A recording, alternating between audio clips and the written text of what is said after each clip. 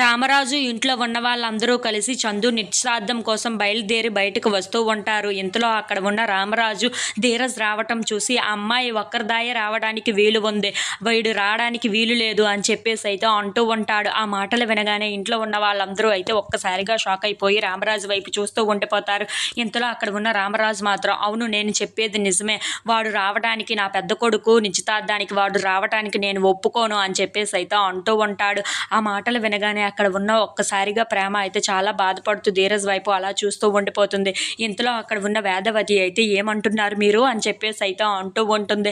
ఆ మాటలు వినగానే అక్కడ ఉన్న రామరాజు అయితే ఒక్కసారి చెప్తే అర్థం కాదా, వాడు రావడానికి వీలు లేదు, మనం మాత్రమే వెళ్తున్నాం ఈ నిశ్చితార్థానికి అని చెప్పేసి అయితే చాలా కోపంగా అరుస్తూ మాట్లాడుతూ ఉంటాడు. ఆ మాటలు వినగానే ఇంట్లో ఉన్న వాళ్ళందరూ అయితే చాలా బాధపడుతూ ఉంటారు. ఇంతలో అక్కడ ఉన్న ధీరజ్ అయితే సరే, నా వల్లే ప్రాబ్లం అయితే నేను ఎందుకు వెళ్ళడం అనవసరం కదా, నేను ఇక్కడే ఉండిపోతాను అని చెప్పేసి అయితే అంటూ ఉంటాడు.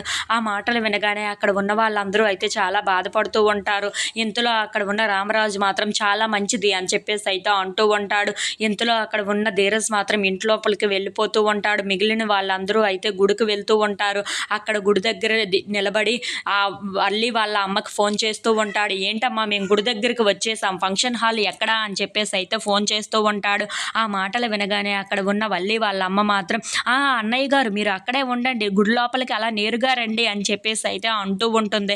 ఆ మాటలు వినగానే అక్కడ ఉన్న రామరాజు ఇదేంటమ్మా గుడిలోకి అంటున్నావు, ఫంక్షన్ హాల్ కదా అని చెప్పేసి అయితే అంటూ ఉంటాడు.